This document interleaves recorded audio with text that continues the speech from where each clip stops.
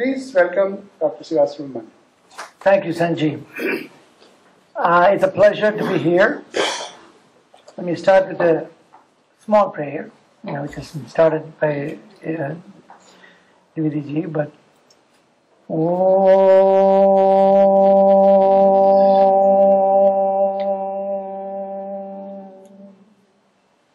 Sri Gurubhyo Namaha Harihi Om Gajananam Bhudaganati Sevitam Kavitta Palasara Bhakshitam Humasudam Soga Vinasakaranam Namami Vigneshwara Pada Pankajam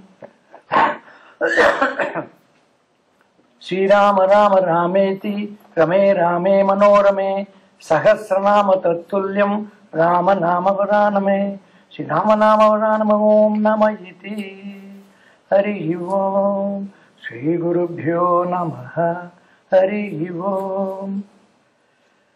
So it always, in any of our discussions, we always first and foremost, make sure that we bow to our gurus, and then of course, in terms of Ganesha and Rama, and we also talk about Dakshinamurti, who is the Adi Guru, and with that, I was quite excited when Sureshji called and said that this is going to be put together. It's been a really marked foundation almost from the very beginning.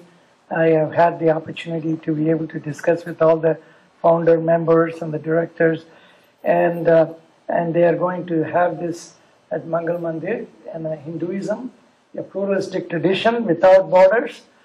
I thought it was a phenomenal topic, timely topic, and to bring that in.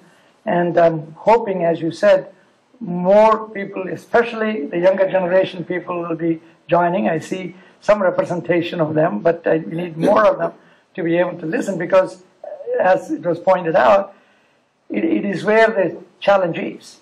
For those younger generation, how they are at school, whether it is starting from elementary school to college, there is a constant interaction with the local people, and there is a constant question about what is your religion is all about.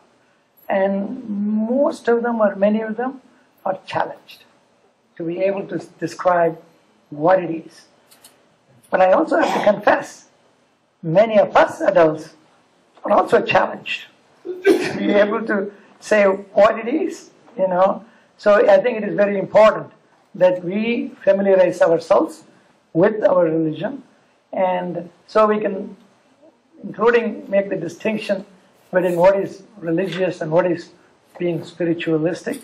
And so, but we will come back, and I think many of our panel members will, address part of this. And the pluralistic and the open architecture of the Hindu tradition raises a number of critical questions. And that was slightly alluded to before.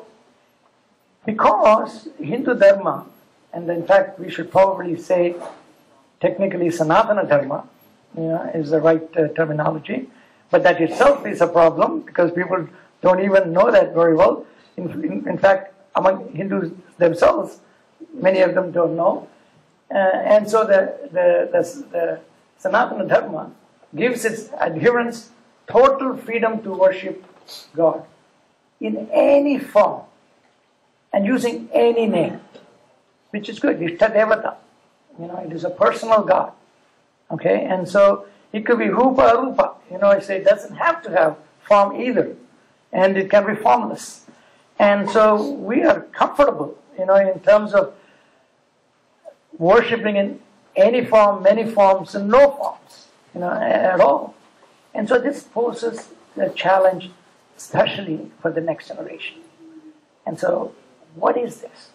And because the characterization by the Western scholars is there are, millions and millions of gods and goddesses, and so there is many challenges that come without understanding what that is, in terms of, so they call it polytheistic, and not fully realizing what that is, for which we need to realize what our Sanatana Dharma represents. And we need to know about Brahman, and then how the Brahman then subsequently gets into, I'm obviously preaching to the choir, and but I think it is in terms of putting the little bit of a stage, like Kiranji did about religions, and in terms of where Hinduism stands and where it is going to go. So I think it is just for that purpose. And so we just have to understand. And there are a lot of people available, gurus, and as well as books that are available. And so this is the other part of the Hindu religion as such, is it is a dynamic religion. It was not just written 5,000 years ago or 7,000 years ago and it stays the same. It has the ability to be dynamic and change as the time, place, geography, situation calls for, without deviating from what is dharma. And so keeping that as the front and center, they can definitely, evolve in terms of what it is. So we can talk about Sanatana Dharma in the United States, in America, how it is going to be applied, how it is going to be looked at. So I think we can do that. But I don't want to take too much of your time. I want to really focus on what it is going to be that our speakers are going to be talking. And as it was mentioned, we have really a very erudite scholarly panel. And I'm just going to briefly introduce each person. And also I want to mention, depending upon how the flow of the talk goes, we might have a couple of questions after each presentation, but we will have question and answers at the end of all the presentations as well. The organizers have taken a lot of trouble to put it in such a way that there will be time for question and answers. I will repeat this again. When anybody asks a question, it should be a question. It doesn't have to be a statement. It doesn't have to be a long monologue like what I'm doing, but it doesn't have to be that way. And it can be simply a question that you ask one or all the panel members. I think is very important, so we can have a lot of opportunity for people to ask questions. And I will also take the liberty, to ask the panel members some questions if necessary. So with that slight monologue, prelogue. Yes, sir. Can I suggest that all the speakers and panelists stay within their time? Oh, I'm going to give you that. Okay. Because we started 30 minutes late and we don't want to go too far. Exactly. So it is very important. This is something. See, one of the I think part of that may be part of the reason I was asked to moderate this session. I'm ruthless. In terms of, because as a professor, we have a lot of conferences we do.